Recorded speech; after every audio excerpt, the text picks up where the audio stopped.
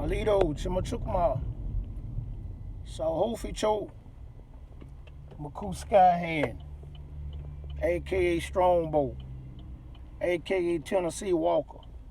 Got a lot of names. People constantly giving me names, I guess, because I present a lot of different types of characteristics. Hardest working Indian in the South. Hardest working Indian in Tennessee. The hardest working Indian in the state of Mississippi. Yeah, but anyway, Philip Martin. When Philip Martin he came out of the military, and he unified the Choctaw Nation down there in Mississippi, Philadelphia. By that time Philip Martin did that, my family had already assimilated into American society. See, they had already became what we call today Negroes. Grandmama and granddaddy and daddy never told me that we came from Africa. Even back in my days as a young FOI, they never told me that we came from Africa. And I used to argue with my father about that, but he always stood his ground and said we didn't come from there. And as a young kid, we knew we was Indians, but I don't know. I guess we just, we knew we was Indians because Mom, you could look at my people, you know what I'm saying? You could look at my mother, you could look at my grandmother, and we used to get asked their questions a lot as a little kid. So, growing up, Mom and them, my grandmama, they was in Clarksdale, Mississippi, Coahoma County, in a little town called Dublin, Mississippi, out there in Coahoma. Coahoma is the Choctaw word for Red Panther. And grandmama was a sharecropper. She raised chickens. She even had peacocks, believe it or not. Yeah, mama told me that grandmama had peacocks. And when they was little children, grandmama used to send eggs to the school so my mom and aunties or uncles to get lunch. So, but at that time when the Confederacies and you had Mississippi was real racist at that time, and during the killing of Emmett Till, grandmama decided to come to Memphis. She moved, she packed up her things, she packed up her children, her and Cherokee, Pete, we called him Uncle Pete.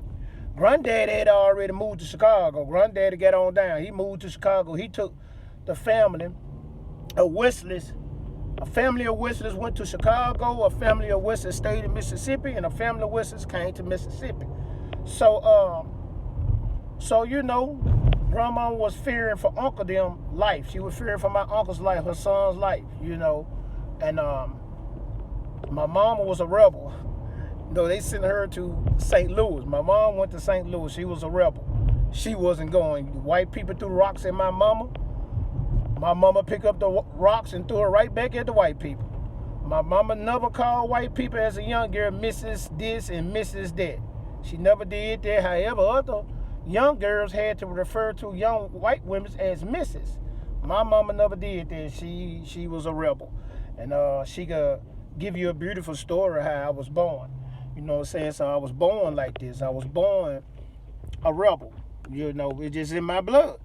And she's a righteous, beautiful young lady. So, when they killed Emmett Till, and that y'all just got the story of Emmett Till, but they was killing a lot of indigenous young boys who had a lot of amount of Indian blood in them. And they what they was doing, they was wiping the dark-skinned Indians out who was reclassified as Negroes. And so grandmama decided, look, we got to get up out of here. These folks going to kill my sons. They going to kill my boys. She feared. She feared for their life, like a lot of mothers did at that time going in Mississippi. Them crazy Nahulas, them buckaroos was killing young black males, indigenous males. And so grandmama got her Cherokee Pete, Uncle Pete, and man, they got on the wagon. Mama said they came here in I think she said a truck or a station wagon, or I don't know, but she said they got here. And they moved in a one-bedroom. It was so crazy because she had all them children. My mama went to St. Louis. She used to come to Memphis and visit her mother. She was raised by her auntie and uncles. So in St. Louis.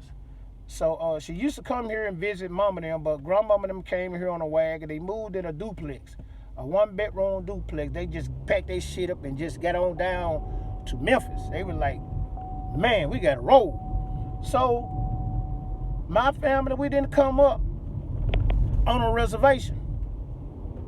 We didn't come up on a reservation. The reservations, the Indian way was destroyed. The Choctaw tribal ways was dismantled. The government dismantled the Choctaw, the bands of Choctaws in Mississippi, Alabama, Florida, Appalachians. All those Choctaws was banned. You know, the government was disbanded, and all down in Sixtown, Louisiana. You know, so majority of us, of the family who were reclassified, we moved. They moved to the cities. I still got a few remedy of family that I never met before, but my mom know them. They are the Hempfields, the Sissons, the Kirkwoods, you know, Hearns. So some of them stayed back. The Hearns came on to Memphis too. You know, they moved all the way up to California. They were like the hell with Mississippi. They left for French Camp. Out of French Camp, they moved to Greenwood, Mississippi, from LaFleur Greenwood. Matter of fact, LaFleur Greenwood was a mixed breed Choctaw chief because his dad came to Yucapa, a Choctaw village where my people from, Choctaw County, French Camp, Mississippi, and he married a Choctaw woman. And they had LaFleur. I get into the LaFleur history later on. So, but you know, I came up as an urban Indian.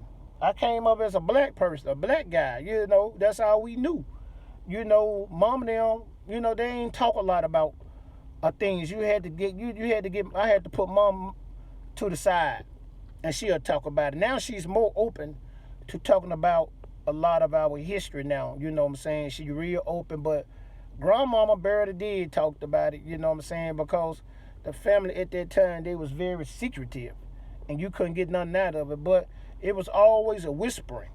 You're Indian. Now, my uncle, shit, they talked about it all the time.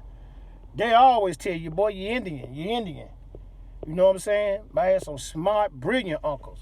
So they was never afraid. You know, my uncles, I had an uncle all the way up to California. He had her all the way down his back. You know, my uncle had her all down his back. His hair was almost longer than my mother. So, you know, that's the little history. You know, so we didn't grow up learning our language.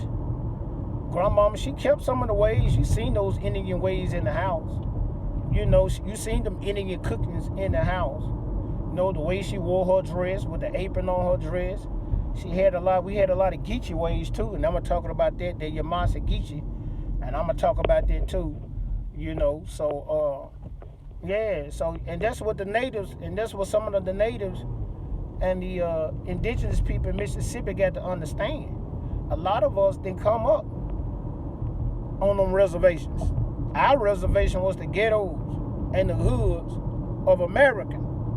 Our reservation was the intercities. You know, just like you got drugs on the reservation, you got drugs on the inner city. Just like you got people suffering from alcohol on the reservation, you got people suffering from alcohol in the inner city. So, you know, grandmama, you know, she was the playing mother of the family. She held it together. You know, she held it together. But her father, her mother, and her grandmother, and all of them from French Camp, Mississippi, right off the Natchez Trail.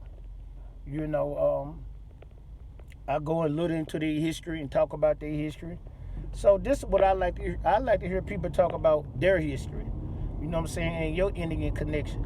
Because, like, you know, even when I went and took my DNA test down through court, and they ran my DNA test, and I posted often.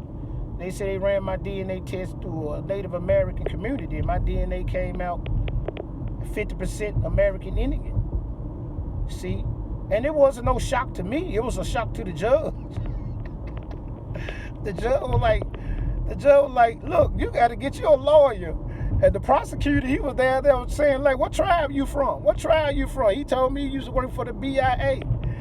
So and everybody see and everybody, all the other people was in the back of the court sitting down. They was at awe because they ain't never seen an Indian.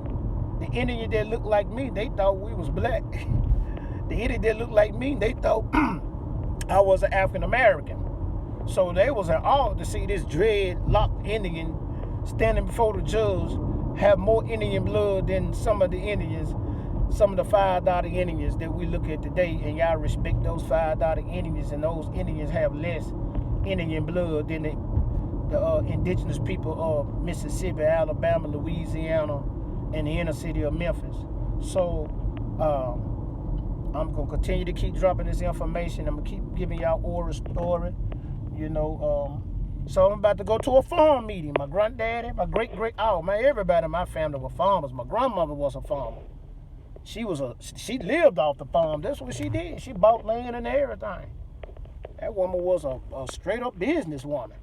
She had land all the way from Otter to Tennessee. So we gonna talk about this. I got a farm meeting I gotta go to. I just want to give a shout out. Hope everybody enjoy your family, enjoy these days. Y'all be safe out here.